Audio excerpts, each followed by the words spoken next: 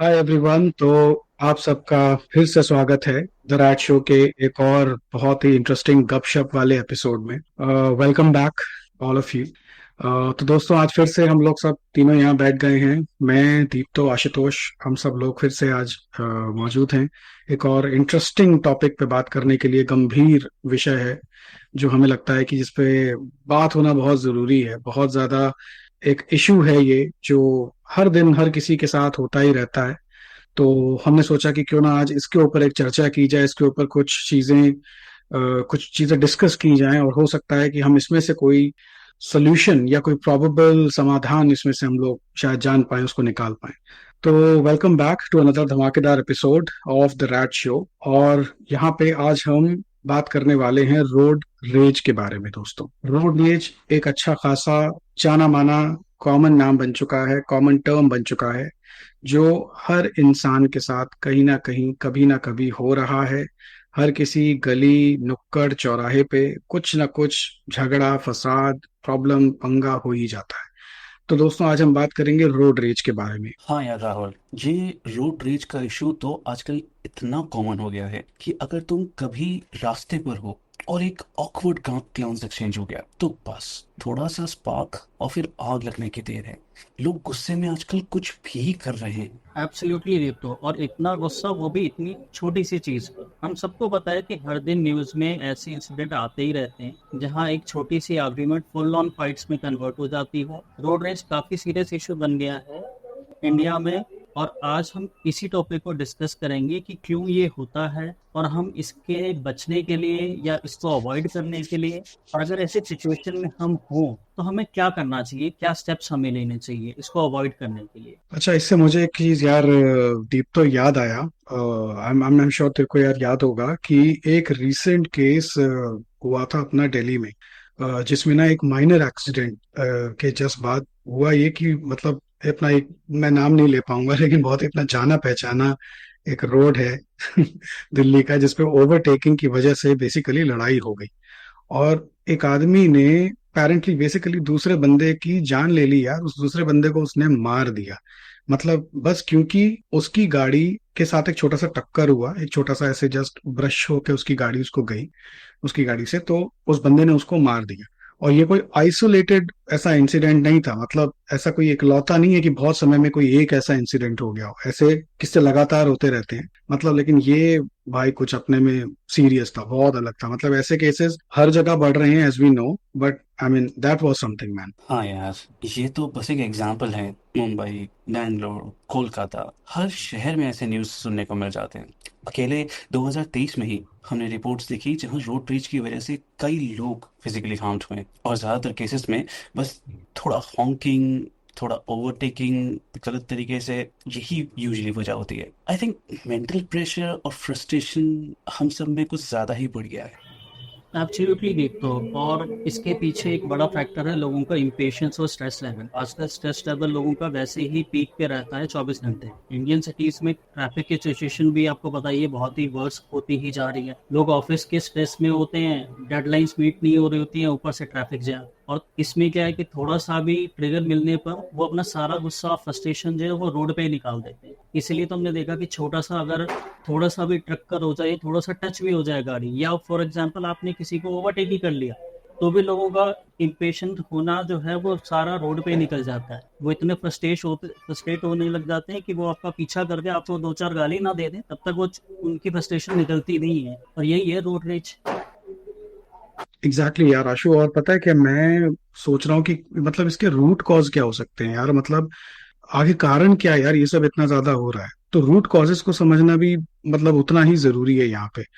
मतलब मैं चाहता हूँ कि इंसान को पता तो हो यार ये सब मतलब क्यों हो रहा है, इसके पीछे का कारण क्या है। क्योंकि यार कोई भी नॉर्मल इंसान अपने घर से निकलता है, मतलब ये सोच के नहीं निकलता है कि यार आज मैं जाऊंगा किसी से पंगा करूंगा, किसी फसाद में पड़ूंगा, किसी से झगड़ा करूंगा। तो ये सोच के कोई अपने घर से नहीं निकलता है। ये तो मतलब ऐसी चीजें बिल्कुल अनप्लान्ड होती कि भैया आप निकले घर से अपना अच्छे खासे मूड में निकले, अपना गाते बजाते, और एकदम आपका जो है कहीं पे राड़ा हो गया, कहीं पे आपका पंगा हो गया। तो मतलब क्या फैक्टर्स हैं यार, मतलब लोगों के दिमाग में भगवान जाने क्या ही चलता है कि ऐसा इतना एग्रेसिव मतलब हो गया, आप इतना एग्रेसिव बन जाते हो। सबसे पहला फैक्टर है स्ट्रेस और फ्रस्ट्रेशन। आई थिंक ये प्राइमरी फैक्टर्स हैं। जैसे आशु ने बोला, ट्रैफिक की वजह से लोगों का पेशेंस खत्म ही हो रहा है, फिर आता है एक और factor, lack of road discipline. अक्सर लोग जब देखते हैं कि सामने वाला रेड लाइट क्रॉस कर रहा है या लाइक रूल्स फॉलो नहीं कर रहा, तो उन्हें लगता है कि मैं क्यों रुकूं अगर वो नहीं रुक रहा। एक सेंस ऑफ इनजस्टिस सा आ जाता है। बिल्कुल। और इसके साथ एक और बड़ी चीज है जो जो हम अक्सर इग्नोर करते हैं, ईगो।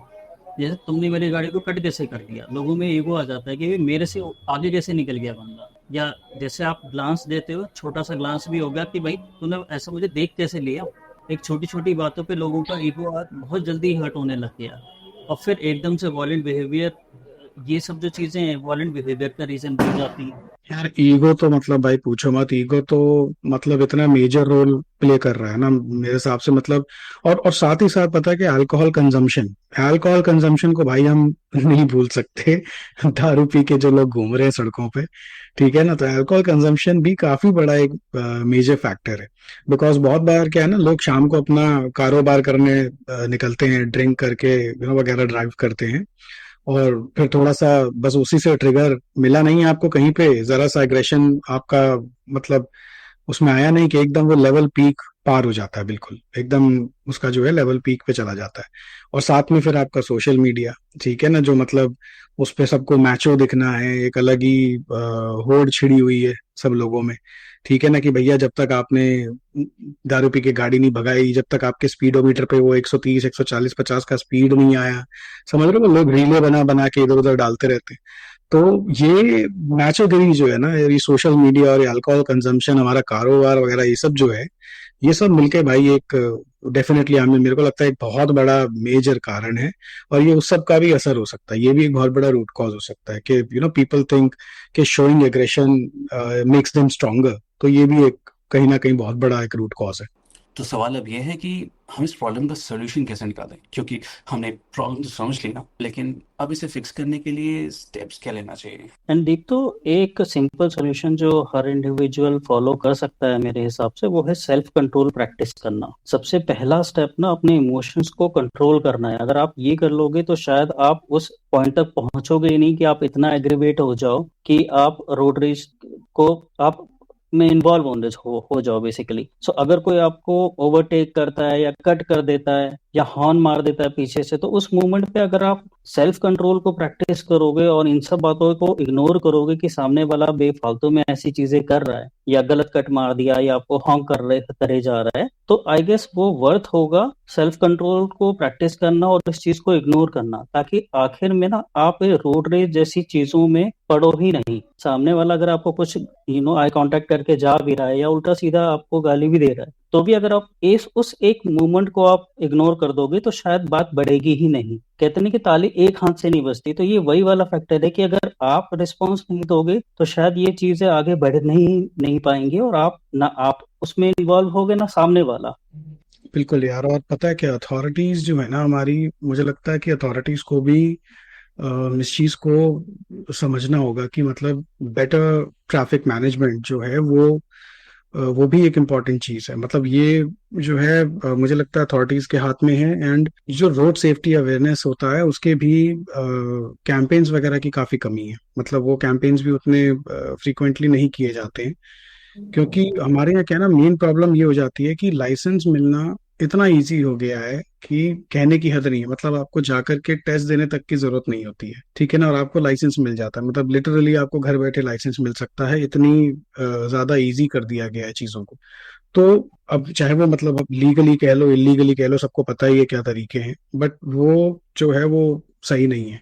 और पता है क्या, लोगों को क्योंकि प्रॉपर कोई एजुकेशन नहीं है, ठीक है, जिसके वजह से मतलब उनको कोई ड्राइविंग के एटिकेट्स नहीं पता, रोड सेंस नहीं है, कॉमन जो होती है रोड सेंस उनके अंदर नहीं है, जिसकी वजह से ये बढ़ता ही चला जा रहा है। इसका कोई सोल्यूशन नहीं है, क्योंकि ना ही वो लोग एजुकेटेड हैं, रोड सेंस को समझते हैं, and at the same time ना ही लाइसेंस लेने के समय पे उनके साथ में कोई कोई ड्यू डिलिजेंस हो रही है, कोई उसका चेक नहीं हो रहा है, कोई टेस्ट नहीं हो रहा है, ये नहीं देखा जा रहा बंदा डिजर्व भी करता है कि नहीं करता है, लेकिन फिर भी उसको लाइसेंस दे दिया जाता है। तो इन सब चीजों की वजह से भी ना ये कहीं ना कहीं मुझे लगता है अथॉरिटीज का भी अच्छा खासा इसमें मतलब फॉल्ट है। एग्जैक्टली exactly, सही बात है।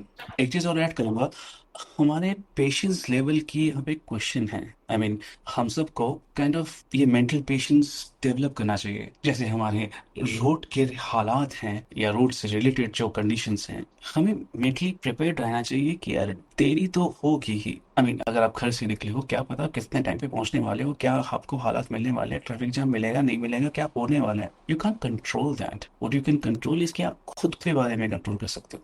तो अगर हम मेंटली इस तरह से प्रिपेयर्ड रहेंगे तो शायद हम अपने गुस्से को काफी हद तक कंट्रोल कर सकते हैं। एक्शन रिएक्शन वाली थिंग।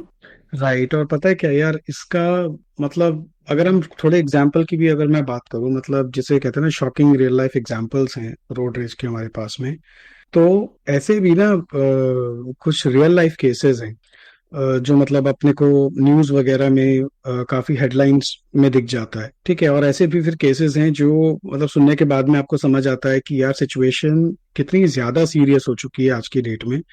और एक केस जो मतलब बहुत ज्यादा काफी रीसेंट है, वो दिल्ली का ही है अपना, मतलब जिसमें एक अपना डिलीवरी बॉय था बंदा जो बेसिकली बाइक पर था, और वो जरा सा किसी से थोड़ा सा ना टकरा गया, ठीक है। और बस उसी बात पर, उस इतनी सी बात पर, छोटे से वो टकरा जाने की वजह से मतलब उसकी बंदे की लड़ाई हुई, और वो बहसबाजी, वो लड़ाई इतनी ज्यादा बढ़ गई कि उस बंदे को सामने वाली पार्टी ने भाई साहब पीट पीट के उसको मार दिया, ठीक है। मतलब उस बंदे में जान ही नहीं बची, उसको इतना मारा गया। और आई मीन सोचने वाली बात यह है कि एक इंसान अपने काम पर जा रहा था, और वो एक छोटी सी, चलो ठीक है यार, गाड़ी, वो कहते हैं ना गाड़ी घर से निकलेगी आपकी, तो भैया कहीं ना कहीं लग जाएगी, टकरा भी जाएगी। सड़क पे गाड़ी चलाओगे तो भाई चांसेस है कि वो कहीं ना कहीं आपके छोटा मोटा लग जाता है कभी ना कभी, ठीक है ना। ऐसा तो है नहीं कि आप घर पे बैठे हो, सड़क पे ले जा रहे हो ना गाड़ी लेके, तो थोड़ा बहुत आपका कहीं ना कहीं टकरा जाता है। लेकिन आप ये सोचो कि वो टकरा जाने पे वो छोटी सी खरोंच के ऊपर पहले बात जो है वो बहस पे हुई,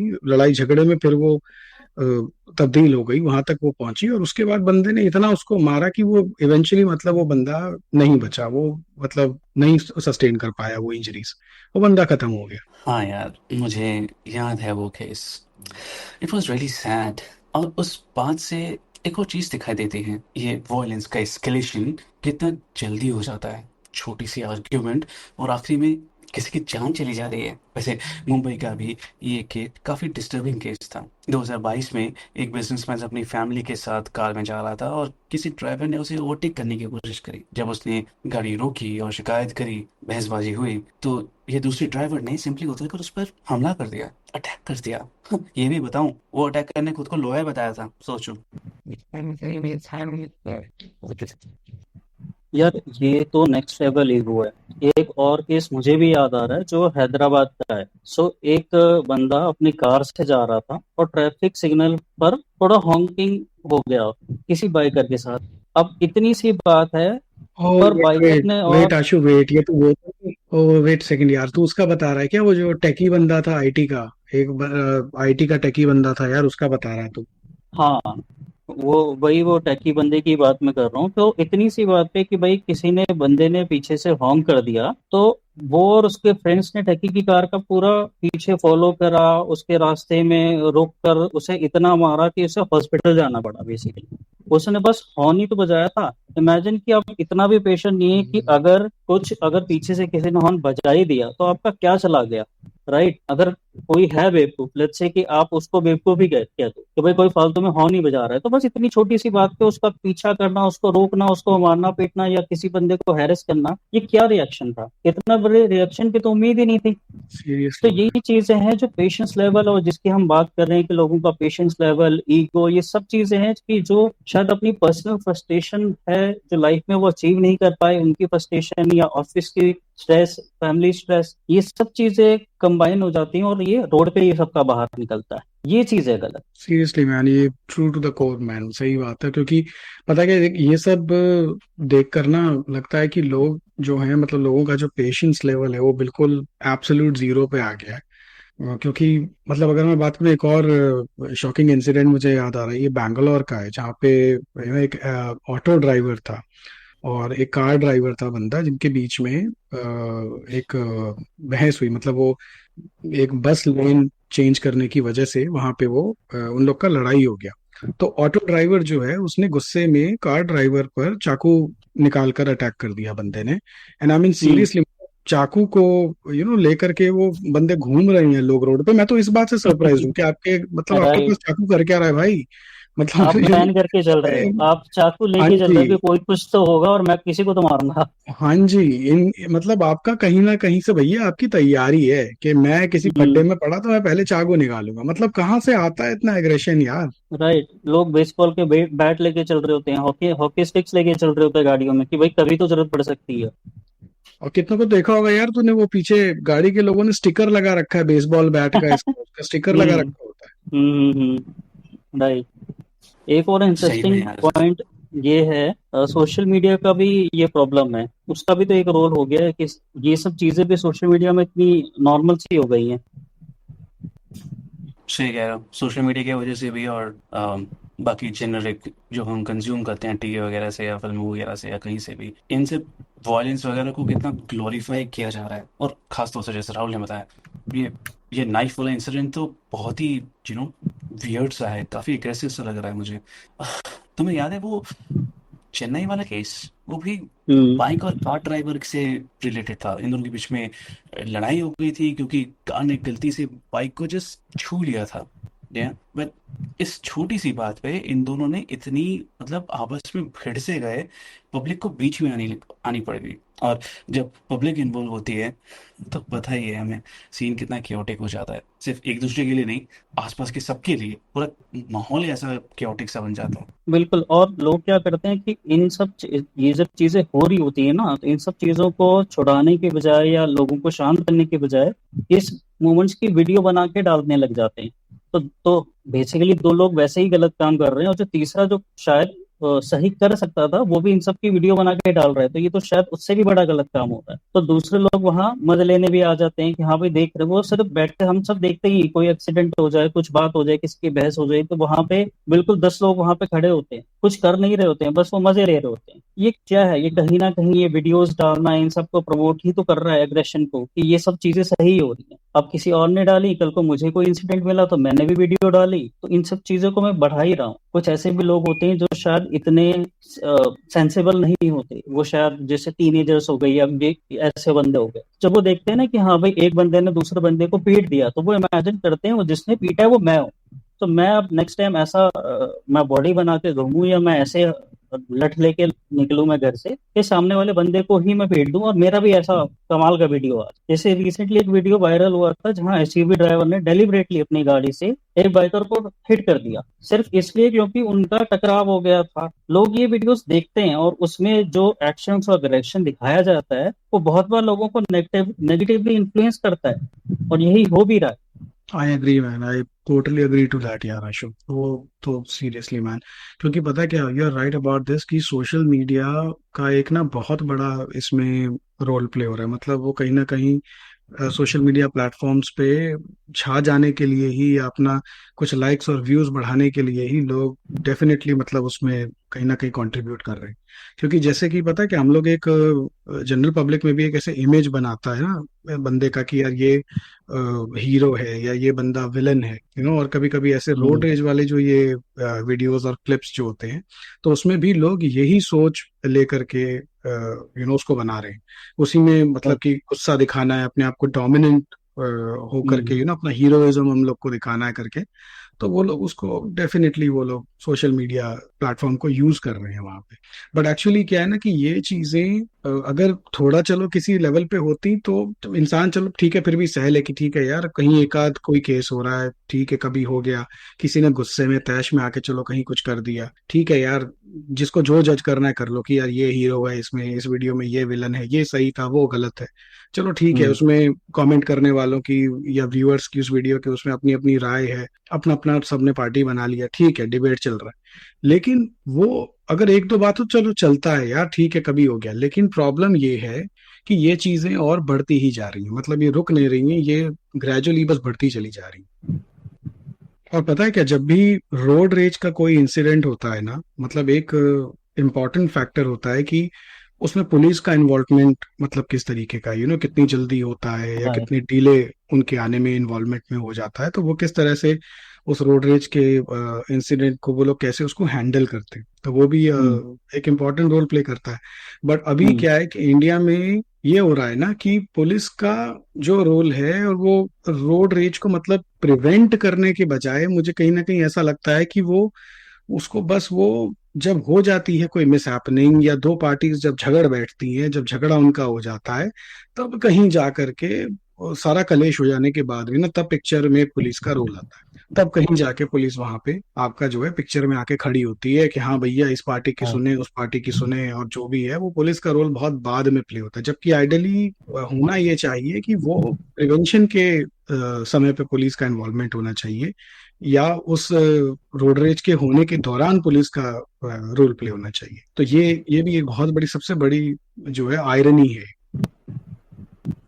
सही कह रहे हो राहुल, ये पॉइंट अच्छा पुट अप किया कि रोड रेज के केसेस में पुलिस को इमीडिएटली इंटरवेन करना चाहिए। काफ़ी केसेस में देखा गया है कि अगर पुलिस टाइम से आ जाए, लेट ना आए, तो सिचुएशन इतनी एस्केलेट नहीं होती, आगे बढ़ती नहीं है चीज़ें। अभी एग्जांपल के लिए एक पब्लिक एरिया में आर्ग्यूमेंट हो रहा था, अब पुलिस क्विकली आके हैंडल अगर कर ले तो सोचो वहाँ के लोगों को इतनी मतलब प्रॉब्लम नहीं होगी। वरना अगर पुलिस लेट आती है, फिर लोगों की कंप्लेंट्स, मतलब इन सबको नकारा जाता है। मेरे ख्याल से या यू आर राइट, पुलिस को इमीडिएटली इंटरवेन करना चाहिए, लेट नहीं करना चाहिए।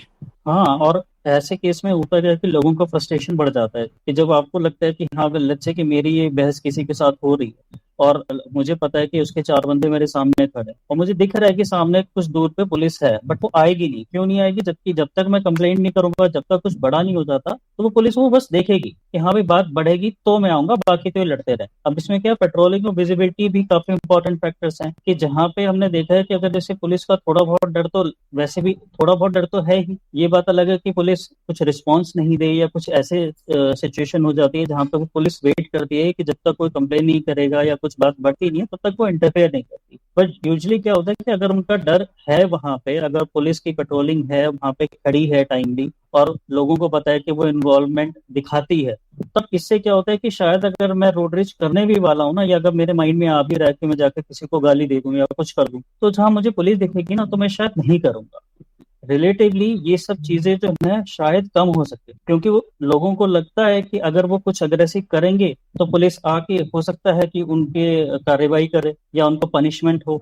तो ऐसी जगह पे पुलिस का भी इन्वॉल्वमेंट प्लस उनकी विजिबिलिटी वो होगी तभी तो आएगी। तो ये प्रेजेंस जो है उनकी बहुत मैटर करती है। एग्जैक्टली यार, क्योंकि पता है ये और एक चीज है, मतलब पुलिस का जो इम्प्लीमेंट करनी चाहिए ना, वो है कि स्ट्रिक्ट पॉलिसीज जो है, मतलब कोई स्ट्रिक्ट पेनल्टीज जो है, फाइन्स हैं, वो रोड रेज के इंसिडेंट्स पे भी तो आप लगाओ ना यार। क्योंकि हो ये रहा है कि अभी इंडिया में ना रोड रेज को लेकर के ऐसे कोई स्पेसिफिक ऑफेंस उसको नहीं ये लोग मानते। लॉ के अंदर रोड रेज बहुत स्पेसिफिक कानून की तरह नहीं माना, उसकी तरह माना जाता है, इश्यू की तरह। क्योंकि अगर जब तक उसमें कोई फिजिकल वायलेंस ना हो जाए, राइट, जब तक उसमें कोई फिजिकल वायलेंस नहीं होती, तो वो तब तक किसी असॉल्ट के अंदर उसको नहीं कंसिडर किया जाता। लेकिन क्या है ना कि अगर पेनल्टीज और स्ट्रिक्ट हो जाएंगी, और अगर फाइन्स वगैरह और स्ट्रिक्ट हो जाएंगे, तो रोड रेज में जो बंदा इन्वॉल्व है उसको डर लगेगा, उसको तब उस चीज का एहसास होगा कि नहीं भैया, ये बल्ले लेकर के, चाकू लेकर के घर से निकलना, ये मुझे भारी पड़ सकता है, राइट। तो ऐसा नहीं है कि मैं कुछ पैसे दे के छूट जाऊंगा, या अपने ताऊ चाचा मामा का, वो जो लोग शुरू हो जाते हैं ना भाई, अ, अपना अपना रीजनल लैंग्वेजेस में जान पहचान निकलवा लेते हैं पुलिस वालों के साथ, और सोचते हैं हम यहाँ से निकल जाएंगे। तो वो जो कॉन्फिडेंस है, वो टूटना बहुत जरूरी है लोगों का, जो इस तरह के माइंडसेट को रखते हैं। क्योंकि जब तक उनका लाइसेंस सस्पेंड नहीं होगा, या उनके कोई हैवी फाइन्स नहीं लगेंगे, ठीक है, या ऐसे कोई ज्यादा क्रिटिकल उनके ऊपर रिपोर्केशंस उनको नहीं उनके ऊपर लगेंगे, तब तक तो भाई कोई सुधार आने वाला है नहीं। Totally agree with you Rahul. एक और चीज जो पुलिस को शायद करनी चाहिए कि ये अवेयरनेस कैंपेन और पब्लिक सेंसिटाइजेशन इन सब चीज़ों के बारे में भी सोचना चाहिए। हमने पहले देखा है कि ये सीट बेल्ट के बारे में अवेयरनेस करना और हेलमेट पहनने के बारे में कैंपेन्स चलाना, इन सब चीज़ों को पुलिस ने कितने एक्टिवली प्रमोट किया है। वैसे ही अगर हम रोड रेज के बारे में, इसके प्रिवेंशन के बारे में अगर कैंपेन्स हो, आम आदमी को इन सब चीज़ों के बारे में अवेयर किया जाए, तो सोचो यार, हम मतलब लोगों को पता भी तो चले कि यार ऐसे रोड रेज के टाइम पे दिमाग ठंडा रखना कितना ज़रूरी है, पेशेंस रखना कितना ज़रूरी है।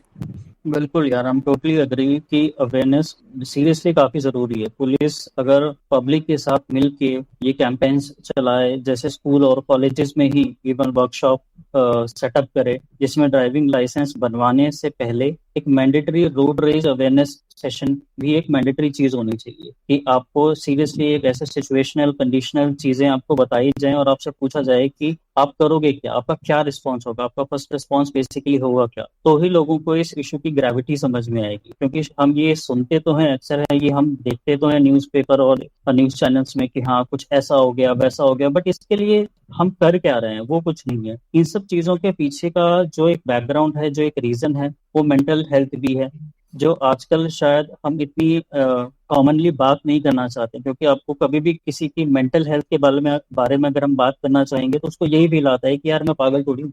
But this is not that. Mental health का मतलब सिर्फ ये नहीं है कि किसी इंसान का मेंटली कंप्लीटली इम्बैलेंस होना। मेंटल हेल्थ वो भी है कि आप किस चीज में, किस सिचुएशंस में कैसा रिएक्ट करते हो। तो मेंटल हेल्थ भी एक एस्पेक्ट है जिसमें पुलिस को भी इन्वॉल्व होना चाहिए, उनको समझाना चाहिए। इवन ऐसे ऐसे जो जैसे हमने आज ये इंसिडेंट शेयर किए, उनको बताना चाहिए। और जहां तक बात है जो हम इसके कॉन्सिक्वेंसेस जो हैं, फॉर एग्जांपल अगर कोई हॉकी स्टिक लेके चल रहा है तो आप क्यों लेके चल रहे हो, आर यू अ प्लेयर, नहीं तो वो क्यों है। इन सब चीजों पर भी होना चाहिए कि एक डर हो कि अगर हमारे गाड़ी में हॉकी स्टिक है या कुछ XYZ वेपन है जो कि हो सकता है, पॉसिबिलिटी है कि आप उससे रोड रेज कर लो, तो उस चीज को स्ट्रिक्ट एक्शन होना चाहिए कि वो बिल्कुल नहीं होना चाहिए। और इसको जो हमारे जो एक्ट है, जो हमारे संविधान है, जो लॉज हैं, उसमें भी एक होना चाहिए कि वो आप नहीं कैरी कर सकते विदाउट, और जैसे वेपन्स है, आप गन्स नहीं कैरी कर सकते, राइट। आप weapons like knife longer than एक सर्टन एक लिमिट होता है, आप वो कैरी नहीं कर सकते, दैट्स ट्रीटेड एज वेपन। तो सिमिलरली ये जो हॉकी स्टिक्स हैं या बेसबॉल बैट्स हैं या कुछ और भी है, लाठी है, इनको भी सेम ही ट्रीट करना चाहिए। और You're absolutely साइकोलॉजिकल जो right, रीजंस yeah. है, राइट, तो साइकोलॉजिकल रीजंस को भी एड्रेस करने के लिए वर्कशॉप चलानी चाहिए कि ऐसे जो लोग होते हैं जो कर रहे हैं, उनके पीछे की मेंटालिटी क्या है और उनको कैसे हम दूर कर सकते हैं या कम कर सकते हैं। You're absolutely spot on right about that, आशु। और पता है क्या, दिस रिमाइंड्स मी कि अभी कुछ साल पहले ना एक्चुअली एक यू वोंट बिलीव, एक लॉ हमने पास किया है इंडिया में। उस लॉ के तहत क्या है कि हम कोई भी हॉकी स्टिक वगैरह या कोई भी क्रिकेट बैट वगैरह, ऐसी कोई बेसबॉल बैट जैसी चीज अब हम लोग अपनी गाड़ी की डिक्की में कैरी नहीं कर सकते। वो लीगली अब हमें अलाउड नहीं है। ये इंडिया में ऑलरेडी लॉ पास हो गया था कुछ साल पहले। और उसके हम्म। लॉ का कंडीशन भी मुझे याद है, कुछ कंडीशन भी था उसमें आशु। वो क्या था कि आप उसमें अगर मान लीजिए आपने बैट रखा है, so it it just cannot be a single bat. मतलब सिंगल बैट का मतलब है कि आपके इंटेंशंस कुछ और ही हैं, वो यही माने जाएंगे कि आपके जो किट होनी इंटेंशंस हैं चाहिए खुद। वो हाँ जी हाँ जी वो सही नहीं है। और आपके पास प्रॉपर किट होनी चाहिए, पूरी क्रिकेट किट, तभी आप हम्म। उसको कैरी करना आपके लिए वो सही माना जाएगा। और ऐसे ही वो हॉकी के लिए है, इसी तरह से वो बेसबॉल बैट्स वगैरह के लिए भी है। तो you are right about that कि लॉ होना चाहिए, इनफैक्ट है भी। बट देन जैसा तुमने कहा ना कि स्ट्रिक्ट पॉलिसीज इम्प्लीमेंट मतलब नहीं की जा रही है, पॉलिसीज को स्ट्रिक्टली इम्प्लीमेंट नहीं किया जा रहा है, तो you are absolutely spot on right about it कि लॉ तो बना दिया लेकिन उसको इम्प्लीमेंट नहीं किया जा रहा है। और फॉर पता है क्या, एग्जाम्पल एक मैं बताऊं, मुझे हाँ ये पता ही नहीं है, टू बी ऑनेस्ट, मुझे ये चीज पता ही नहीं है कि इसके लिए लॉ है, राइट। क्यों नहीं है? हाँ क्योंकि अवेयरनेस नहीं है। Again the point awareness is नहीं कि है, आपने यस यस। लॉज बना दिए, बट पता कैसे चलेगा, राइट। हमें चालान हाँ का भी जी। कैसे पता चलता है? चालान का न्यूज़पेपर में आ जाता है जी, चालान बढ़ गया, सबको पता है। ये सब अवेयरनेस कभी नहीं होती इतनी positively. Right, you right about that. और एक और और जो चीज सीरियस। है ना, जो हम्म। एक जो चीज मुझे और लगता है ना यार कि जो काफी हेल्पफुल हो सकती है, मतलब चलो ठीक है, लॉज वगैरह अपनी जगह पे हैं, लेकिन अगर थोड़ा टेक्निकल एस्पेक्ट इसका देखा जाए तो वो हो सकता है कि एक हैवी सीसीटीवी मॉनिटरिंग का भी एक स्ट्रैटेजी इनको प्लान करना चाहिए कि भैया हम्म। सीसीटीवी मॉनिटरिंग और जो ट्रैफिक वायलेशंस है उसको भी स्ट्रिक्टली आप इम्प्लीमेंट करवाओ, ताकि बहुत जगह क्या है ना कि बहुत जगह सीसीटीवी तो लगे होते हैं लेकिन उनका जो रियल टाइम यूज जो है वो ज्यादा नहीं हो पाता है। और बिल्कुल। पुलिस भी जो है, जो पुलिस भी है वो सीसीटीवी फुटेज को मॉनिटर नहीं करती है, राइट? क्योंकि ठीक है वो रिकॉर्ड हो राइट। रहा है, ठीक है वो पता नहीं भगवान जाने कौन से सर्वर में वो डेटा डंप हो रहा है, उस डेटा के बाद में क्या हो रहा है उसका क्या नहीं हो हम्म। रहा है वो किसी को कोई भी नॉलेज नहीं है। ठीक है, लेकिन वहाँ क्या हो रहा है कि वहाँ इमीडिएट एक्शन लेने के बजाय बस आपने काइंड ऑफ खाना पूर्ति पूरी हो गई है कि ठीक है भाई जगह जगह सीसीटीवी लग गए हैं लेकिन उसका प्रॉपर यूसेज जो है मुझे लगता है वो अभी भी नहीं हो रहा है। ठीक है, और लोग क्या है कि लोग समझेंगे कि अगर उन्होंने मतलब रोड पे कुछ भी गलत किया तो उनको डर होना चाहिए ना, बेसिकली उनको ये समझ आना चाहिए कि भाई हम्म। अगर यहाँ सीसीटीवी लगा है तो जाहिर सी बात है ये सर्वेलेंस को एक्टिवली मॉनिटर किया जा रहा है, तो भैया मेरी फटनी चाहिए, सरल भाषा में मैं बताऊं तो मेरी हालत भी खराब होनी चाहिए ना बॉस, कि अगर मैं वहां खड़ा हूं तो मुझे ये एहसास होना चाहिए कि सीसीटीवी मॉनिटरिंग स्ट्रिक्ट है, यहाँ के लॉज भी स्ट्रिक्ट हैं, और जो भी कुछ हो रहा है बॉस मेरे को उसका रिप्रिकॉशन भुगतना पड़ सकता है। लेकिन क्या है ना कि लोगों को इस चीज का अच्छे से अवेयरनेस है कि भाई रेड लाइट पे खड़े हैं, उसके बाद भी जिब्रा क्रॉसिंग लाइन को क्रॉस करके आगे जाके खड़े हो जाते हैं चाहे सामने 4 सीसीटीवी ठोके हुए हैं। लेकिन उनको ये करने में इसलिए वो कॉन्फिडेंट है, उन्हें पता है कि भैया मेरे घर चालान नहीं आता, या ये वाली रेड लाइट पे मैं रोज आता हूँ और मेरे घर पे चालान आज तक नहीं आया। तो उनको ये कॉन्फिडेंस आ जाता है क्योंकि भैया हम तो महीनों दर महीनों सालों दर साल वही रेड लाइट को टाप रहे हैं, घर पे चालान आ नहीं रहा है, इसका मतलब सीसीटीवी मॉनिटरिंग फेल हो रखी है, उस जगह पे मॉनिटरिंग काम नहीं करती। तो ये कॉन्फिडेंस लोगों के अंदर पैदा हो चुका है। तो ऐसे कई बार मैंने नोटिस किया, ऐसे कई सारे गली मोहल्ले हैं, ऐसे कई सारे चौक चौराहे हैं जहां पर जान के क्रॉस कर दिया जाता है, सिर्फ इसलिए क्योंकि वहां के लोकल लोगों को ये पता होता है कि भैया ये सीसीटीवी तो काम ही नहीं करता तो हमारा क्या ही उखाड़ लेगा। सही बात, बिल्कुल सही। और मैंने देखा भी है, लोग कहते हैं कि हाँ भाई ये वाला तो चलता ही नहीं है, ये वाला तो चलता ही नहीं है, तो दे नो हाँ, कि हाँ कौन से डैश कैम चल रहे हैं और कौन से नहीं चल रहे हैं। एग्जैक्टली। ये बिल्कुल सही है। और टेक्नोलॉजी को यूज करके और ऐसी चीजों को और हम बेटर कर सकते हैं, अगर जो हमारे स्पीड रडार्स होते हैं या जो रेड लाइट्स पे कैमरेज लगे होते हैं, अगर वो इफेक्टिवली और टाइमली काम करें और उनपे जो फुटेज है उनको देख के एक्शंस भी लिए जाएं, चालान्स करे जाएं प्रॉपरली, तो बहुत सारी चीजें जो डिसिप्लिन की हम बात कर रहे हैं, रोड सेंस की जो बात कर रहे हैं, शायद उन चीजों को हम और बेटर कर पाएंगे। आजकल डैश कैम्स और मोबाइल ऐप्स भी अवेलेबल हैं जिससे हम रोड इंसिडेंट को रिपोर्ट कर सकते हैं। पुलिस को एंकरेज करना चाहिए लोगों को कि वो डैश कैम यूज करें, और अगर उनको कहीं भी ऐसा कोई रोड रेज का इंसिडेंट दिखता है या कुछ ऐसा दिखता है तो एक सेंट्रलाइज ऐप में आप उसको सबमिट करें, आप अपना लोकेशन और टाइम और जो भी चीजें हैं आप वो दें, जिससे कि पुलिस को भी हेल्प मिले कि इन्वेस्टिगेशन टाइमली हो, और जो जस्टिस है, जो जिसकी जो भी कमी रही है उस रोड रेज में, उसको प्रूफ की तरह यूज करके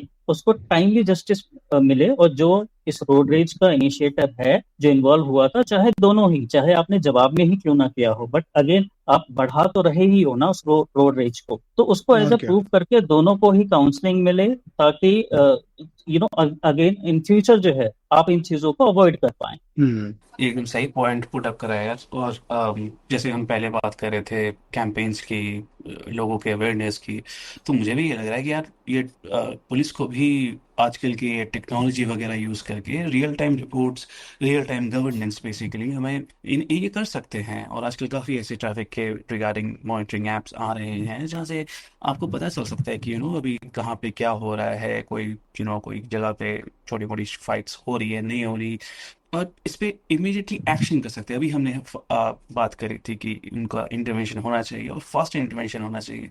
मेरे ख्याल से इस तरह के टेक यूज करके अ, ऐसा ऐसा पुलिस कर सकते हैं। इनफैक्ट मुझे याद आ रहा है कुछ शहरों में ऐसा सिस्टम ऑलरेडी शुरू हो चुका है, बट इसको नेशन वाइड अभी तक एक्सपैंड नहीं किया गया। मुझे लगता है कि अगर इसको नेशन वाइड इम्प्लीमेंट कर सके तो शायद ये जो आजकल रोड पे इस तरह की जो फाइटें वगैरह हो रही है या जो भी इस तरह की कोई चीज़ें हो रही है, रिपोर्ट किया जा सकता है, और अगर रिपोर्ट हो सके तो इसको टाइमली भी रिजॉल्व किया जा सकता है।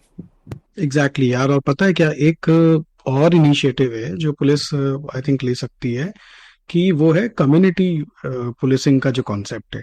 ठीक है, तो कम्युनिटी पुलिसिंग के कॉन्सेप्ट के थ्रू भी आप बहुत कुछ अचीव कर सकते हो। मतलब लोकल लोगों को आप इन्वॉल्व करो, नेबरहुड वॉच ग्रुप्स वगैरह जैसे बनते हैं ना, बाहर देशों में एक पॉपुलर ट्रेंड है इस चीज का बहुत समय से, उनके कल्चर में है नेबरहुड वॉच।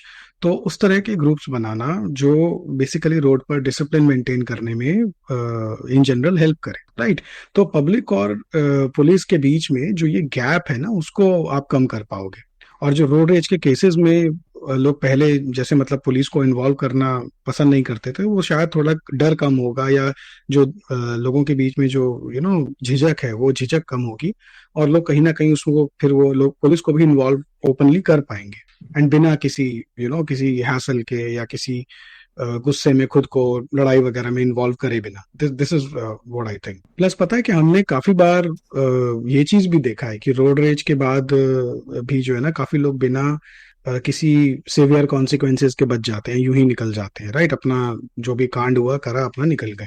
लेकिन अगर हम पनिशमेंट्स को स्ट्रिक्ट बनाएंगे ना, तो लोग अपने एग्रेशन को कंट्रोल करना सीखेंगे, और एल्स कोई पॉइंट नहीं है उसमें, क्योंकि उन्हें पता होता है कि अगर वो कुछ गलत कर रहे हैं तो उसका कोई सीरियस प्राइस उनको पे करना नहीं पड़ेगा, राइट। और बिकॉज कोई रिpercussion का उनको आइडिया नहीं है, उनको पता है कि भाई कुछ होना जाना है नहीं, तो वो वही करेंगे, उसी धर्रे पे चलते रहते हैं जिस धर्रे पे वो चलते आ रहे हैं। तो ये भी तभी सॉल्व हो पाएगा, वरना तो ये ऐसे ही चलता रहेगा। मैं इस बात से एग्री करता हूँ राहुल। सबसे पहले स्टेप हो सकता है कि आई थिंक रोड रेज के केसेस को ना आप एक स्पेशल कैटेगरी या स्पेशल प्रोविजन में डाल के देखो। जैसे अभी रोड रेज के रिगार्डिंग कोई स्पेसिफिक क्राइम में इसको कैटेगराइज नहीं किया जा रहा। जैसे इसको लीगली अगर हम स्ट्रिक्ट लॉज के साथ एक ऐसे इम्प्लीमेंट करें कि रोड रेज को एक कानूनी तौर से एक क्राइम मानो। इसको जैसे असॉल्ट हो गया, डैमेज टू प्रॉपर्टी हो गई, रेकलेस ड्राइविंग हो गई, ये सब जैसे एक क्राइम माना जाता है आपके ट्रैफिक पुलिसिंग के रिगार्डिंग। तो रोड रेज को भी अगर हम इस तरह से किसी तरह से कैटेगराइज करा जा सके, स्पेशल लीगल प्रोविजनिंग में डाला जा सके, तो शायद हम कुछ कर सकते हैं इस मामले में एज एन पुलिस। हाँ बिल्कुल, और इसके लिए एक basic punishment framework specially specific to ये जो रोड रेज केस होते हैं वो तैयार किया जा सकता है। जैसे कि अगर किसी रोड रेज में किसी में फिजिकल वायलेंस इन्वॉल्व होती है तो कम से कम आप 2-5 साल की जेल टर्म मैंडेटरी करवा दो।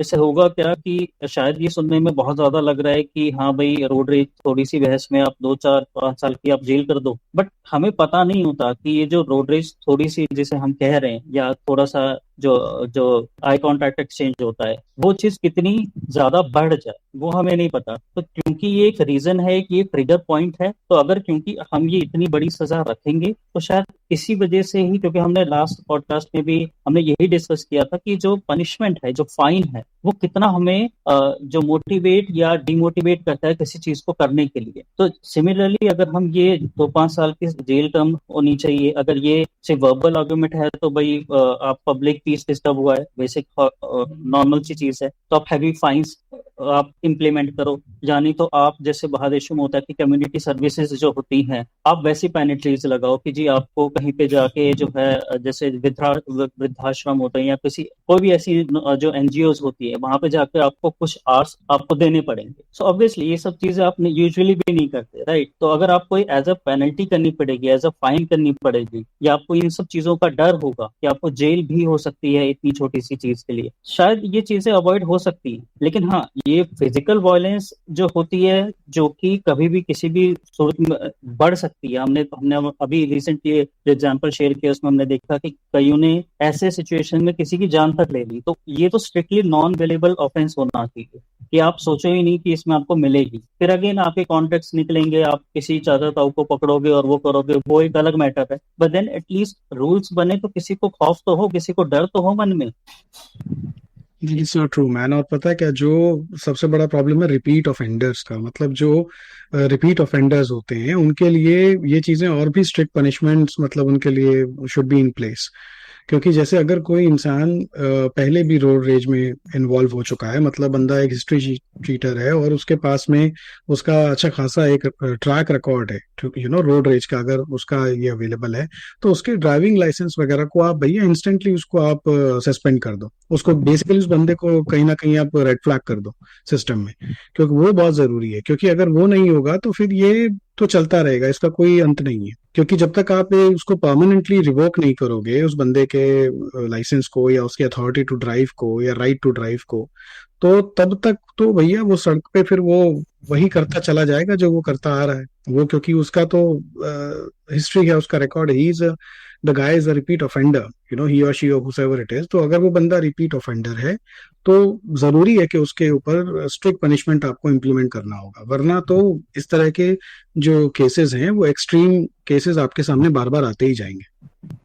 रिपीट ऑफेंडर्स सड़क के रिगार्डिंग तो मुझे ऐसा लग रहा है कि जैसे वो नॉर्मली सीरियल किलिंग होते हैं। कहना है क्या मतलब ये है कि जैसे आपके रिपीट ऑफेंडर्स, हम जैसे सीरियल किलर्स को एक रिपीट ऑफेंडर ही मानते हैं नॉर्मली लीगली, वैसे ही रिपीट ऑफेंडर्स को भी तो वैसे देखा जाना चाहिए। और हम सीरियल किलिंग्स को क्या करते हैं तो उसको भी, रिपीट ऑफेंडर्स को भी इनकी जो ड्राइविंग लाइसेंस है ना, इन्हीं को सस्पेंड कर दो। सोचो अगर ये लाइसेंस इनका सस्पेंड कर दिया जाए, जैसे कुछ टाइम के लिए, कुछ स्पेसिफिक टाइम पीरियड के लिए, जैसे अगर किसी ने 3 बार 4 बार अगर कोई रोड रेज किया और गिल्टी पाया गया, तो उसकी उस टाइम पीरियड के लिए ही उसकी लाइसेंस को रिवोक कर दो। और हाँ, एक चीज जो मैं पनिशमेंट के साथ साथ बात करना चाहूंगा, which will be a compulsory anger management issues. अभी हम रोड रेज की ही बात कर रहे हैं, राइट? और राइट। ये जो रेज है, एंगर है, लोगों में जो ये फ्रस्ट्रेशन सी भरी हुई है, कि उस मामले में भी अगर हम एक मैंडेटरी एंगर मैनेजमेंट सेशंस या क्लास वर्क्स या वर्कशॉप्स अटेंड करने को बोले कि भाई ठीक है, किसी ने अगर इस तरह के कुछ क्राइम करा है, रिपीट ऑफेंडर खास तौर से, तो उनको डेफिनेटली पनिश तो करो। वो एक डर तो होना ही चाहिए कि आप कुछ एक हेफ्टी फाइन या कुछ टाइम के लिए जेल जाओ। बट साथ साथ ये जो अभी यू सेड टॉपिक ऑफ कि ओल्ड एज वृद्धाश्रम वगैरह, वैसे ही एक सोशल इश्यूज के साथ साथ अगर अपने सेल्फ के लिए एक एंगर मैनेजमेंट की क्लास या वर्कशॉप्स भी अटेंड करवाओ, मैंडेटरी एक पर्टिकुलर टाइम स्पेंड करो इस पे, तो आई गेस कुछ बात हो सकती है इस मामले में। बिल्कुल सही। पनिशमेंट को स्ट्रिक्ट करने के लिए एक और इफेक्टिव तरीका है कि फाइन्स को बढ़ा दो, बहुत ज्यादा बढ़ा दो। मैं तो कहता हूँ अभी तक क्या होता है कि फाइन्स जो होते हैं वो मैनेजेबल से होते हैं कि हाँ भाई 200-400-500 रुपए दिए या सेटिंग कर ली, बात कर ली और पे कर दिया। तो इससे क्या होता है कि आपको लगता है यार ज्यादा कुछ फर्क पड़ा नहीं, अगर होगा भी तो देख लेंगे। अगर ये फाइन हैवी हो जाएंगे तो इससे क्या होगा कि आपको मेंटली पता होगा कि हाँ भाई ये बच्चे की 10,000 का चलान है, 50,000 का चलान है, तो आप करने से पहले भी एक बार सोचोगे कि यार इसका चलान बहुत ज्यादा है। और अगर 10 बार आप कहते हैं ना सोचेंगे कि भाई। बिल्कुल, और वो होता नहीं कि हम सेटिंग कर लेंगे, बात कर लेंगे कि थोड़ा कम में हो जाएगा, तो वो भी तो बढ़ेगा। अब लेट्स से 500 रुपए का चलान है तो आप उसके लिए 1,000 रुपए तो नहीं दोगे। अब 50,000 का चलान है तो पुलिस वाले भी कहेगा ना कि भाई इतने में तो नहीं होगा। वो चीजें भी बेटर करती है। तो ये एक बहुत बड़ा एग्जैक्टली। एक चीज हो सकती है जो बंदे डरेंगे कि यार ये तो बड़ा लॉस हो जाएगा, ये नहीं करते हैं। ये बहुत वैलिड पॉइंट है भाई, बहुत वैलिड पॉइंट। और साथ में ही पता है क्या, अगर प्रॉपर्टी डैमेज होता है ना यार, तो फाइन का एक पोर्शन विक्टिम को भी कॉम्पनसेशन के तौर पर भी दिया जा सकता है। उसको वो वाला एंगल भी आप उसमें रख सकते हो। जैसे अगर आपके गुस्से की वजह, आपके अग्रेशन की वजह से किसी का गाड़ी डैमेज हो गया, किसी का कोई पर्सनल प्रॉपर्टी डैमेज हुआ है, तो आप फाइन तो भरेंगे ही, लेकिन साथ ही साथ वो इंसान का आप जो है नुकसान भी आपको भरना पड़ेगा बॉस। आप उससे बच नहीं पाओगे, वो नुकसान भी उसका आपको भरना पड़ेगा। हाँ यार, ये काफी डिटरेंट हो सकता है। फाइन के साथ साथ, ये पेनल्टी के साथ साथ, अगर हम एक पनिशमेंट को और अप्लाई कर सकें, जो है आपके पॉइंट सिस्टम, ऐसे पॉइंट सिस्टम जैसे पेनल्टी पॉइंट सिस्टम, जैसे हम फॉरेन कंट्रीज में देख रहे हैं कि आपके वॉयलेशन के साथ साथ आपके लाइसेंस पे पॉइंट्स ऐड हो रहे हैं। Now this are not reward points, ये आपके पेनल्टी पॉइंट्स हैं। अगर ये पॉइंट्स आपके सर्टेन रिवॉर्ड लिमिट तक पॉइंट। पहुंच जाए, या एग्जैक्टली, उन्हें तो रिवॉर्ड ही लग रहा है ना। सो अगर एक ये पेनल्टी पॉइंट्स एक सर्टेन लिमिट तक पहुंचे, एक थ्रेशोल्ड तक पहुंच जाए, तो आपका लाइसेंस ऑटोमेटिकली सस्पेंड हो जाएगा। और पता है क्या डीबी, ये you have come up with a good point. ये यूके के अंदर ना, यूके में पॉइंट सिस्टम है, एग्जिस्ट करता है। एक और चीज जो काफी इफेक्टिव हो सकती है मेरे ख्याल से, वो है पब्लिक शेमिंग, या कहते हैं ना सोशल मीडिया पेनल्टीज। जैसे अगर किसी इंसान को रोड रेज में गिल्टी पाया जाता है तो उसका नाम पब्लिकली अनाउंस किया जाए, या जैसे उसके सोशल मीडिया हैंडल्स होते हैं प्लेटफॉर्म पे, तो वहां पे उसको टैग किया जाए, बेसिकली उसका डिस्प्ले करने के लिए। ये जो पब्लिकली शेम होने का भी ना एक अपना ही साइकोलॉजिकल इम्पैक्ट होता है कि लोग ये सोचते हैं यार 10 लोगों को ये पता चल जाएगा। जो लोग ऐसे वॉयलेंट एक्ट्स करते हैं शायद उनको भी हम थोड़ा सा तो जो है पब्लिक शेमिंग और इन सब चीज की वजह से हम उनको रोक सकते हैं। नहीं नहीं, ये आई अग्री भाई, ये इंटरेस्टिंग आइडिया है, एक्चुअली में काफी इंटरेस्टिंग आइडिया है। बिकॉज पब्लिक शेमिंग जो है वो लोग उससे ना लोग समझ जाएंगे कि उनका ये जो एग्रेसिव बिहेवियर है ये बस उन्हें कम्युनिटी में एम्बेरसमेंट के लिए मतलब बहुत है, उनको अच्छा खासा बड़े लेवल पे एम्बेरसमेंट लेके आ सकता है। तो ये उनको कहीं ना कहीं समझ आना चाहिए, क्योंकि वैसे भी क्या है ना, इंडिया में लोग अपने सोशल इमेज को लेकर के बहुत ज्यादा कॉन्शियस होते हैं, और आजकल राइट। तो सोशल मीडिया के जमाने में हर बंदा कॉन्शियस है। सो डेफिनेटली ये तो पब्लिक शेमिंग वाला एंगल अगर हम कोई समझा पाए ऐसे लोगों को, तो उससे बड़ा तो कोई सोल्यूशन है ही मुझे गेम ऑफ थ्रोन का वो वॉक ऑफ शेम याद आ रहा है जहाँ पे नहीं।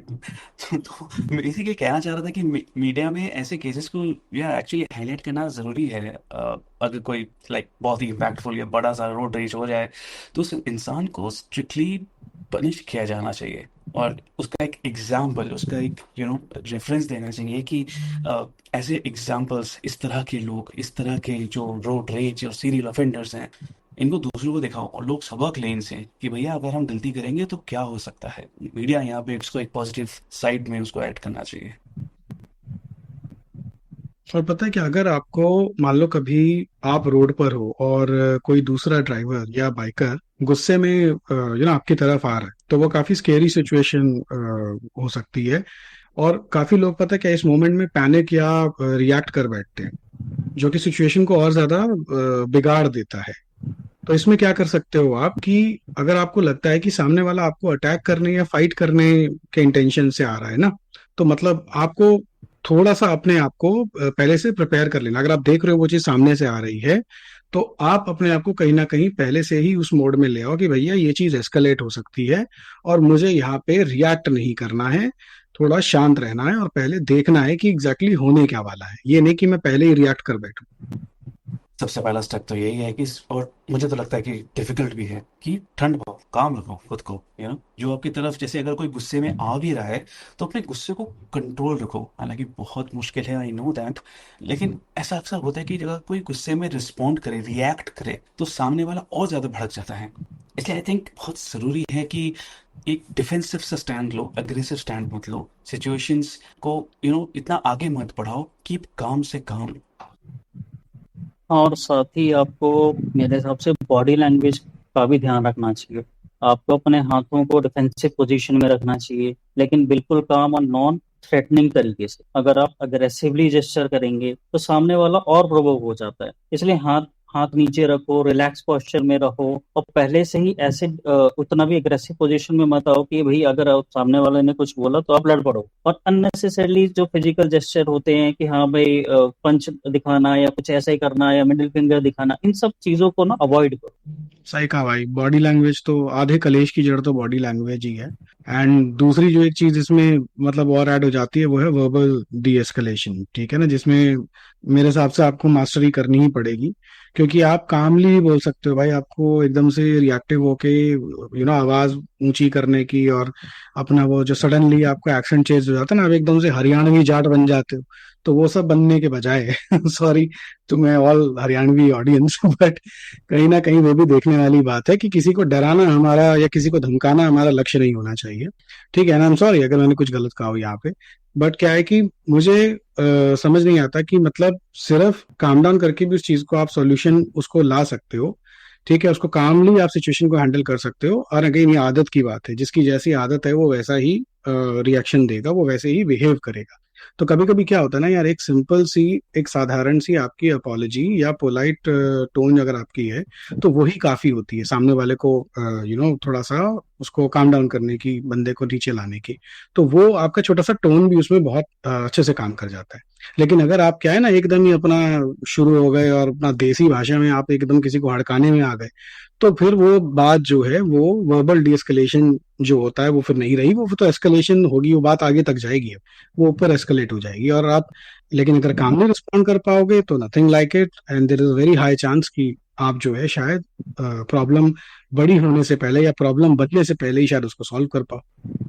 बिल्कुल, वो कहते हैं ना, अवस्था देख के व्यवस्था करो। सो आई टोटली एग्री, सिचुएशन देख के ही आपको आगे एग्जैक्टली, स्टेप लेना चाहिए। तो एग्जैक्टली, वेरी अगर वेल आपको सेड। सिचुएशन अगर आपको थोड़ा सा सिचुएशन थोड़ा सा फाइट लग रहा है, थोड़ा सा प्रॉब्लमेटिक लग रहा है, रिस्की लग रहा है, तो अपनी सेफ्टी भैया, फिजिकल सेफ्टी सबसे पहले है।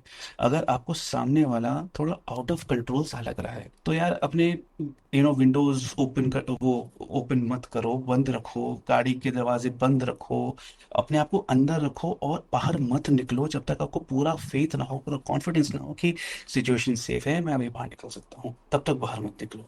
हाँ, और अगर आपको लगता है कि सिचुएशन लाइक बिल्कुल ही सीरियस हो रही है और शायद आप उस चीज में फंस सकते हो, तो वहां से मूव आउट करना बेस्ट ऑप्शन होगा। आप सीधा निकल जाओ, या फिर आप सीधा ऐसी जगह निकल जाओ जैसे पब्लिक स्पेस है, जहाँ पे विटनेसेस हो, जहाँ पे क्राउड हो, जैसे पेट्रोल पंप हो गया या कोई बिजी मार्केट एरिया हो गया। साथ ही अगर आपको लगता है कि सिचुएशन आउट ऑफ हैंड हो रहा है, तो पुलिस को कॉल करो। सबसे बेस्ट सोल्यूशन है कि आप क्यों एंगेज कर रहे हो, आप कहते हैं ना कि कानून को हाथ में क्यों लोगे। जस्ट ऐसी चीजें होने से आप क्या, अगर या तो आप उस सामने वाले को आप हरा दोगे, या तो आप हार जाओगे, यही सिचुएशन हो सकती है। दोनों ही केस में जो है लॉस दोनों का ही है।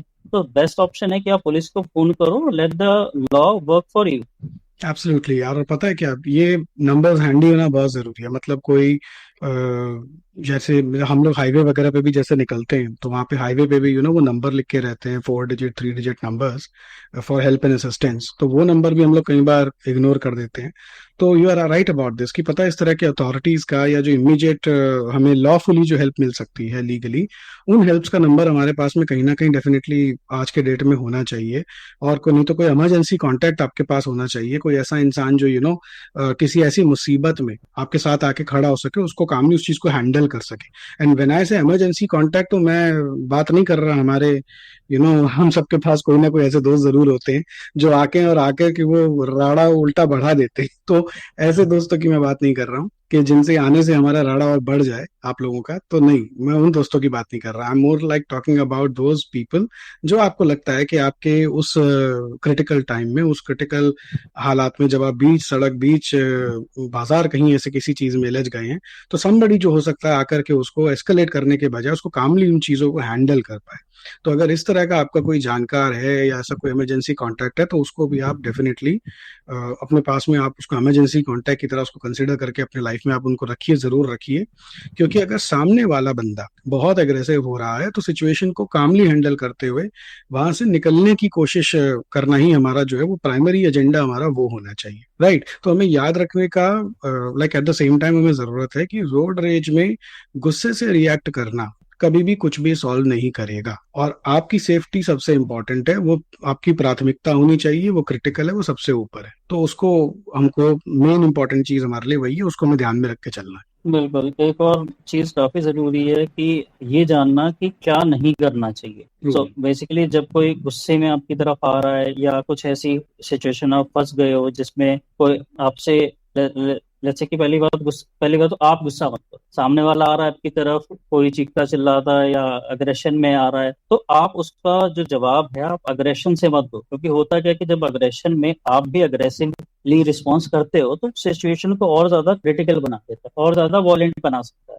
तो आपको बिल्कुल काम और कंपोज रहना है। एक और गलती जो लोग करते हैं वो है कार से उतर जाना। तो बेसिकली क्या होता है, जैसे कुछ हो गई तो आप भी उतर गए, वो भी उतर गया, और दोनों की ही बॉडी लैंग्वेज ऐसी होती है कि हाँ भाई अब तो या तो तू या तो मैं। तो जब आप ऐसी चीजें करते हो ना, तो कई बार शायद आपका इंटेंशन नहीं होता, आपका बॉडी लैंग्वेज आपको ऐसा शो नहीं करना होता, बट सिचुएशन की डिमांड ऐसी हो जाती है कि आपका जो माइंड है वो ऑटोमेटिकली जो है आपके फिजिकल जेस्चर को अग्रेसिव बना देता है। सो आप मत उतरो कार से, आप आने दो सामने वाले को, थोड़ा सा शीशा आप रोल डाउन करके आप ज्यादा से ज्यादा आप सॉरी बोल दो कि हाँ भाई भैया गलती हो गई। ज्यादा से ज्यादा अगर कुछ कंपनसेशन या कुछ बात होती है, आप दो और निकलो, क्योंकि कोई भी अमाउंट जो है आपकी जान से बढ़ के नहीं है। एग्जैक्टली। हो सकता है वो बहुत ज्यादा हो, कुछ उसके कॉन्टैक्ट्स हो, 2 मिनट में 50 बंदे बुला ले, एंड सो ऑन। तो उससे होगा क्या, तो आप वहां पे फंसोगे, हो सकता है आपकी गाड़ी तोड़ दे या आपको फिजिकली हर्ट करे। इन सब चीजों से बचो, सॉरी बोलो और निकलो वहां से। ये तो मैंने एक बार खुद भी ट्राई किया था। सॉरी बोल दिया था, जबकि मेरी गलती नहीं थी। मेरा राइट। आइडिया ये था कि सिचुएशन को डिफ्यूज करो, और मतलब आंखों से उसको ऐसे मत देखो, या कोई आंखों की गुस्से आंखें माफ हो, ऐसा नहीं होता रियल लाइफ में। तो मतलब सामने वाला बंदा अगर एग्रेसिवली आता भी है आपके पास, तो वो मतलब आपके इस तरह से मत देखो, तो वो गंगा जल का वो सीन ही आ जाता है, आगे दिखाता है, आगे नहीं बोलूंगा। तो वो एक एक वैसा अजीब सा साइन हो जाता है, उसको लोग इसको कन्फ्रंटेशन तरीके से ले लेते हैं और ईगो पे ले लेते हैं एक्चुअली में। मेरे ख्याल से बस तो बिल्कुल। यही होता है कि इस तरह के एक न्यूट्रल सा बन जाओ, ठंड रखो, कहीं और देखो, उसकी तरफ मत देखो। और जैसा अभी आशु ने कहा था कि आप एक तरह से सिचुएशन को डिफ्यूज करके थोड़ा सा अलग ही हट जाओ इस मामले में। और मेरे ख्याल से भाई इस मामले में ना रणछोड़दास बन जाओ, हट जाओ यहाँ से। Exactly exactly। और हाँ, पता है क्या, इसमें अननेसेसरी कोई भी चीज आप कर रहे हो उसे अवॉइड करो। फॉर एग्जांपल, अननेसेसरी हॉकिंग है या जेस्चर्स वगैरह दिखाना है, उसको आप अवॉइड करो। क्योंकि बहुत बार क्या होता है, लोग गुस्से में हॉर्न वगैरह बजाते रहते हैं, सार्केस्टिकली जेस्चर्स देते हैं दूसरे को प्रोवोक करने वाले। तो जिससे क्या होता है कि सामने वाला और ज्यादा भड़क जाता है। तो कामली बिहेव करना और as much as possible non aggressive खुद को दिखाना, वही सबसे बेस्ट तरीका है भैया इन चीजों से निकलने का, और कुछ नहीं है। एंड लास्टली, अगर आपको लगता है कि सिचुएशन लाइक डेंजरस बन गई है या फिजिकल हार्म होने ही वाला है, तो उस केस में आपको इंसिडेंट रिपोर्ट कर देना चाहिए। अगर सामने वाला आपको या आपके व्हीकल को डैमेज कर रहा है तो आप इमीडिएटली पुलिस को बुलाओ। आपको पहले से आपको थोड़ा बहुत तो इंट्यूशन हो जाती है ना कि हाँ भाई अब सिचुएशन जो है अब वो एक नेक्स्ट लेवल पे जा रही है, तो पहले से ही पुलिस को बुला लो। और पॉसिबल हो तो सिचुएशन का वीडियो या फोटो प्रूफ बनाने की कोशिश करो। सीसीटीवी कैमरास के कवरेज एरिया में जाके अपनी सेफ्टी इंश्योर कर सकते हो, या फिर आप जो पर्सनल जो फोन सबके पास ही होता है तो आप इंसिडेंट रिकॉर्ड करो, जिससे कि जो जो हम्म। जस्टिस है इन सब चीजों के लिए, ये सब चीजें प्रूफ ही हैं जो आपकी हेल्प कर पाएंगी, चाहे डैश कैम का हो चाहे आपके अपने फोन से बनाया हो। डैश कैम की बात बहुत सही बोली आपने। और अगर आपके पास डैश कैम है तो वो फुटेज पुलिस की इन्वेस्टिगेशन में, ये कार्यवाही में काफ़ी हेल्पफुल हो सकता है। ऐसे केसेस में लीगल एक्शन लेना ज़रूरी है ताकि ऐसे लोगों को पता चले कि उनका बिहेवियर सही नहीं है, एक्सेप्टेबल नहीं है। इस मामले में अपनी सेफ्टी को पहले प्रायोरिटी देना ज़रूरी है। बिल्कुल यार, तो इसी के साथ यार मुझे लगता है हम लोग अपने आज के एपिसोड के बिल्कुल मतलब वो क्लोजिंग स्टेटमेंट पार्ट में आई थिंक हम लोग पहुंच गए हैं। तो मैं बस सबसे कहना चाहूंगा, स्पेशली हमारे ऑडियंस से, कि दोस्तों ये था हमारा आज का जो डिस्कशन था, एपिसोड था रोड रेज के ऊपर। और हम आपसे उम्मीद करते हैं कि आप को डिस्कशन में कई सारी चीजें ऐसी मिली होंगी जो कि इंसाइटफुल रही होंगी आपके लिए। और अगले टाइम जब कभी आप रोड पर हों, जब कभी आप सड़क पर निकलें, तो थोड़ा पेशेंस और कामनेस के साथ आप जरूर अपने सिचुएशन को हैंडल करें। और एक काम स्वभाव रखते हुए, एक शांत स्वभाव रखते हुए आप चीज़ों को डील करें या उसको कर पाएं। तो ये हमारा जो आज का पूरा कोशिश थी, एजेंडा था। आपको अपने सिचुएशन से भी हमने कई बार उसको बताने की कोशिश की है। और हमने आपको डिफरेंट इंसिडेंट्स के थ्रू भी और अलग अलग पर्सपेक्टिव के थ्रू भी हमने आपको बताने की कोशिश की है कि एक्चुअली में इन सिचुएशंस में हो क्या जाता है, इन जनरल क्या हो जाता है, राइट। तो उस सिचुएशन में बचने का तरीका, बॉटम लाइन जो निकल करके आता है वो ये है कि दोस्त, जब आप सड़क पे निकलें तो कृपया खून को खून ना समझें, खून को पानी बनाकर चलें। बिल्कुल टेम्परेचर अपना ठंडा रख करके चलें। उसी में आपकी भलाई है, आपके अपनों की भलाई है, और सभी लोगों की भलाई है। अपनों से याद आया, हम साथ साथ हैं। कहने का मतलब ये है कि हम सबको ये याद रखना चाहिए कि हम सब रोड पर एक दूसरे के साथ हैं यार, अगेंस्ट नहीं है। हम आपके अगेंस्ट कुछ नहीं कर रहे, ओपोनेंट नहीं है मेरा। लेकिन सेफ्टी और आपकी सेफ्टी बहुत ज़रूरी है, बहुत प्रायोरिटी है, और यही होनी चाहिए। अगर आज के एपिसोड से आपने कुछ भी नया सीखा हो, एक नया सोचने का तरीका मिला हो, डायरेक्शन मिला हो, तो हमें बहुत खुशी होगी। यस, और एक बार फिर से आप सबको हमें सुनने के लिए शुक्रिया। आपके बिना द रैट शो कुछ भी नहीं है। तो दोस्तों, इसके साथ आज हम खत्म करते हैं अपना ये एपिसोड रोड रीच के बारे में, और आशा करते हैं कि आपको मजा आया होगा, एक नया पर्सपेक्टिव मिला होगा। हमने बहुत सारे पॉइंट्स को कवर किया और उनसे आपने जरूर कुछ सीखा होगा। तो हम आपसे अब विदा लेते हैं और उम्मीद करते हैं कि आप जहां भी होंगे खुश होंगे। आप अपना और अपने आसपास वालों का ख्याल रखिए। ये जो इन्फॉर्मेशन थी रोड रेज से बचने के लिए, वो अपने आसपास रिलेटिव्स के साथ, फैमिली मेंबर्स के साथ और खुद के साथ भी आप प्रैक्टिस कीजिए। और हमें सुनने के लिए आपका बहुत बहुत धन्यवाद। मिलते हैं अगली बार एक और इंटरेस्टिंग एपिसोड के साथ। Thank you all.